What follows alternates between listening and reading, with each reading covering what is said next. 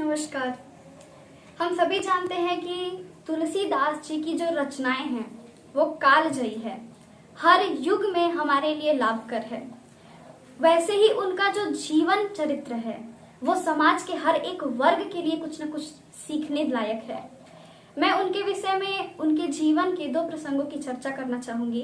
पहला, जब किसी के घर में बच्चा पैदा होने वाला होता है तो माँ बाप बहुत खुश हो जाते हैं, पूरा घर खुश हो जाता है और बहुत लोग तो सपने भी सजा लिया करते हैं कि मैं अपने बच्चे को ये नाम दूंगा, ऐसा बनाऊंगा, मेरा बच्चा ये करेगा वो करेगा। उनके माँ बाप ने भी शायद ये सपना देखा होगा, लेकिन वो जन्म लिए तो क्या हुआ, उनके पिता ने अशुभ मानकर उनको त्याग दिया। ऐसा नहीं करना चाहिए। बच्चे के माँ बाप आप जरूर बने हैं, उसके जन्म लेने का माध्यम आप जरूर बने हैं, लेकिन वो क्या करेगा, किस लिए आया है, वो ईश्वर तय करता है, केवल ईश्वर। इसलिए अपने बच्चे को जब ईश्वर तुम्हें एक मौका देता है उसको अपने गोद में खिलाने का, तो उसको अपने पास रखकर एक अच्छा माहौल देना चाहिए और सिर्फ ये सोचना चाहिए कि मेरा बेटा और बेटी अच्छे इंसान कैसे बने, ताकि ईश्वर ने जिस उद्देश्य के लिए उनको धरती पर भेजा है वह उद्देश्य पूरा करने में उसको सुगमता हो और सहजता से वो अच्छे से वो उस उद्देश्य को पूरा कर सके। दूसरा प्रसंग ये कि जब गोस्वामी तुलसीदास जी ने रामचरितमानस को लिखा तो बहुत सारे लोग खुश हुए थे, लेकिन बहुत सारे लोग हताश होने वाले भी थे, जिनको ये लगता था कि ये इतना आगे क्यों बढ़ा, इनकी रचनाएं इतनी प्रसिद्ध क्यों हुई, हमारी क्यों नहीं हुई। ऐसा सोचने वाले आज भी हैं इस दुनिया में और ऐसा हमेशा रहेंगे, क्योंकि इन्हीं लोगों की वजह से अच्छा करने वाले आगे बढ़ते हैं। ये जो बुराई देखने वाले हैं वो समाज का एक पहलू होता है और इन लोगों की वजह से जो रुक जाते हैं, मैं उनके लिए बोलना चाहती हूँ। गोस्वामी जी रुके नहीं। जब लोगों ने उनकी रचना को बुरा कहा तो उन्होंने सिर्फ ईश्वर और खुद पे विश्वास रखा, क्योंकि उनको पता था कि मैं अच्छा कर रहा हूँ। और उनकी रचना जब खराब कह के मंदिर में रख दी गई सब सारे ग्रंथों से नीचे, तो अगली सुबह क्या देखा गया कि उनकी रचना सबसे ऊपर थी और उनकी रचना को सर्वोत्तम साबित करने के लिए भगवान शंकर का हस्ताक्षर किया हुआ था।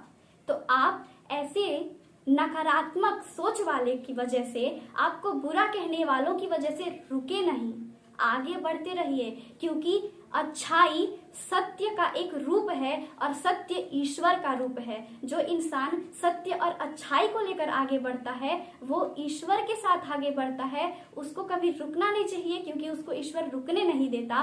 तो आप इस सोच को निकाल दो कि ये दुनिया बहुत बुरी है, मैं आगे नहीं बढ़ पाऊंगा, यहाँ बहुत नकारात्मकता फैल चुकी है, मैं कुछ भी करने के लिए चलता हूँ तो लोग मुझे पीछे ही खींच देते हैं, मैं कुछ कभी कर नहीं पाऊंगा। यही सोच आपको रोक देती है। इसलिए सत्य के साथ निरंतर आगे बढ़ते रहो।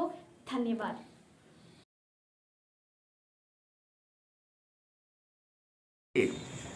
बाबा तुलसीदास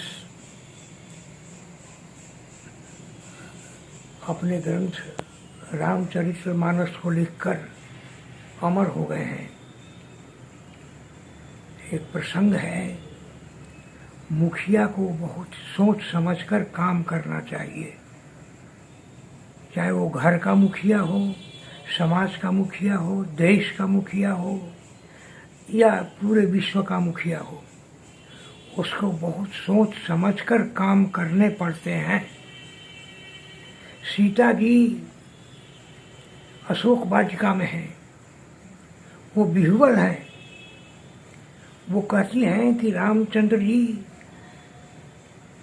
रावण के हृदय को छेद क्यों नहीं देते हैं अपने बाण से, क्यों विलंब किए हुए हैं, और कलपती हैं। लेकिन यह बात बहुत गंभीर रूप से सोचना चाहिए, गंभीरता से लेनी चाहिए। सीता जी रावण के हृदय में है, गौर करने की चीज है। सीता जी रावण के हृदय में है और सीता जी के हृदय में राम जी बैठे हुए हैं। राम जी के हृदय में सारा विश्व है, तो वो बाण कैसे मारे, किसको बाण लग जाए, किसको नहीं लगे तो काम नहीं बनेगा। या अनर्थ हो जाएगा। इसलिए मुखिया को बहुत सोच कर काम करना चाहिए। भारतीय संस्कृति में गाने का बहुत महत्व है, गान का बहुत महत्व है। जो बात आप गद्य में नहीं कह सकते हैं उसको पद्य में कह करके और प्रभावशाली बना सकते हैं। रामचंद्र जी और लक्ष्मण जी जंगल में घूम रहे हैं। सीता के खोजने के क्रम में हनुमान से भेंट होती है। पहली मुलाकात है हनुमान से। हनुमान ने पूछा है कि आप कौन हैं? रामचंद्र जी ने कहा है, आपन कथा कहाँ तक गाई। रामचंद्र जी ने कहा कि आपन कथा कहाँ तक गाई। कहा नहीं कहा, गाई कहा। गाई शब्द बड़ा गुड़ है यहाँ, इसका अर्थ समझना चाहिए। गाने में उत्साह भी है और आनंद भी है। ये भारतीय संस्कृति का मूल है, आनंद और उत्साह। तो आनंद और उत्साह के चलते उन्होंने यह शब्द आपन गीत कहाँ तक गाई का प्रयोग किया है। यह बात बहुत गंभीरता से लेनी चाहिए और समझनी चाहिए। यह उत्साह गाने में है और आनंद भी है। उत्साह गाने में उत्साह भी है और आनंद भी है। ठीक है, और चले आगे। एक विश्लेषण स्वामी जी ने किया है जीव, माया और ब्रह्म का। इतना सटीक उदाहरण बहुत कम जगह देखने को मिलता है या मिलता ही नहीं है। जंगल में रामचंद्र जी आगे आगे चल रहे हैं, सीता जी बीच में है और लक्ष्मण जी पीछे हैं। इन तीनों को देखकर ब्रह्म, जीव और माया, इसका उन्होंने बड़ा सटीक उदाहरण दिया है। राम लखन बिच सिय सोहत कैसे, ब्रह्म जीव बिच माया जैसे। ये बहुत ही सुंदर विश्लेषण है। हम इसके लिए बाबा तुलसीदास के आभारी हैं जो इतनी विद्वत्तापूर्ण और गूढ़ चीज़ों को हमारे सामने रखने का प्रयास किया है।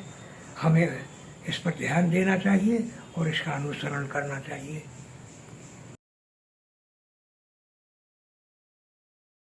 जी नमस्कार। आज चर्चा का विषय है गोस्वामी तुलसीदास जी से संदर्भित कुछ अनछुए पहलू। तो मैं एक प्रसंग की चर्चा कर रहा हूँ, वो सम्राट अकबर और तुलसीदास जी से संदर्भित है, क्योंकि दोनों समकालीन थे। एक का जन्म हुआ था 1511 में तुलसीदास जी का, और सम्राट अकबर का जन्म हुआ था 15 अक्टूबर 1542 ईस्वी में।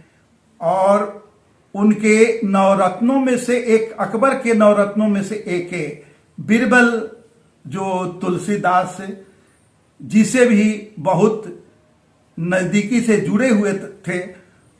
उन्हीं की चर्चा है कि एक बार, चूंकि तुलसीदास बहुत चर्चित हो गए थे वो रामचरितमानस को लेकर के, तो अकबर ने पूछा कि भाई कौन तुलसीदास व्यक्ति है जो इतनी चर्चा का विषय बना हुआ है।